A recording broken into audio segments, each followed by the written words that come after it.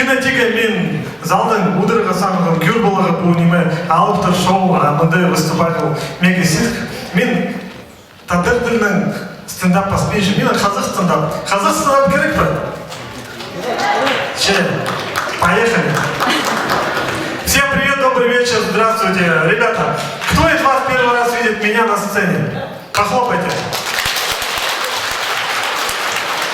Это просто замечательно, значит, можно вообще весь архив скрывать, любые старые шутки рассказывать, все равно будет смешно.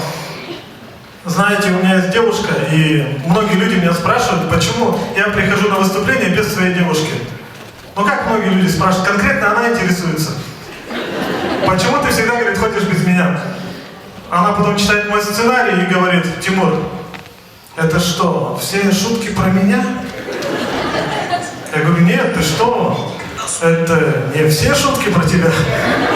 Но на самом деле мы с ней очень романтичные, мы смотрим романтичные комедии, типа «3 метра над уровнем неба», «Спеши любить», и плачем, знаете, вот романтика. Она потому что ей нравится фильм, я потому что хочу смотреть «Трансформеров». Вы замечали, что в «Трансформерах», кстати, нету женщин-трансформеров? Знаете почему? Они, долго собираются.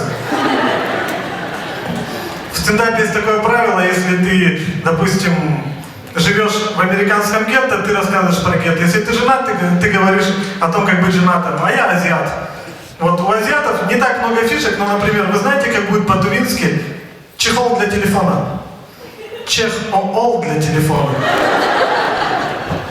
Тува — это единственная республика, где Дед Мороз подарки не приносит, а проносит. Ну а у хакасов вообще отдельные фишки. Вот мне очень нравится аскиз. И попробую я в тот день, в пятницу, в аскизе сказать, что мне не нравится аскиз. Аскиз просто такая территория, знаете, где все занимаются борьбой. Если ты не занимаешься борьбой, борьба занимается тобой. В аскизе вообще, я заметил, в аскизе в целом по Хакасии есть всего 3 национальности. Это русские, хакасы и нерусские.